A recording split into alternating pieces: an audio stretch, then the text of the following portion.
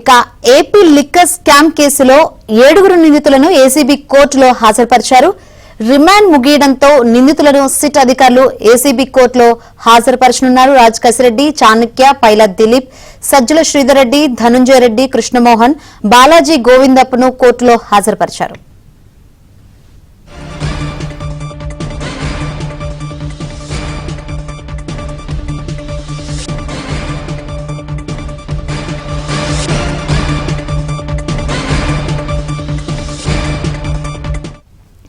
Right, AP liquor scam కేసులో 7 నిందితులను ACB కోర్టులో హాజరుపరిచారు.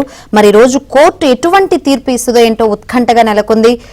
మరిన్ని వివరాలు అందించేందుకు మా ప్రతినిధి ప్రసాద్ సిద్ధంగా ఉన్నారు. ప్రసాద్, శంకర్ మద్యం కుంభకోణానికి సంబంధించి కేసులో 7 అరెస్ట్ చేయగా వారు 7 కూడా విజయవాడ జిల్లా జైల్లో రిమాండ్ ఖైదీలుగా ఉన్నారు.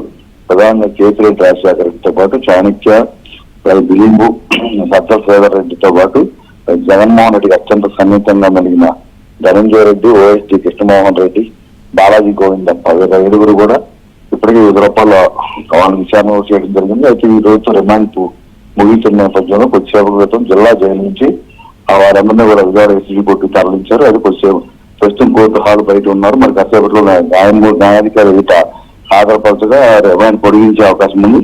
మరోవైపు ఇప్పటికే ఇటు కేసీఆర్ రాజశేఖర రెడ్డితో కూడా మరి కొంతమంది బెయిల్ పిటిషన్ కూడా దాఖలు చేశారు. దీనిపై పోలీసులు కూడా సిట్ అధికారులు కౌంటర్ దాఖలు చేశారు. అయితే వీటికి సంబంధించి వారికి ఎటువంటి బెయిల్ మంజూరు చేయడానికి కూడా వాదన కూడా వినిపించారు. ఎందుకంటే ఈ కేసులో మొత్తం కేసీరెడ్డితో పాటు ధనంజయ రెడ్డి, బాలాజీ గోవిందప్ప, కృష్ణమోహన్ రెడ్డి 4 కూడా కీలకంగా వ్యవహరించారు.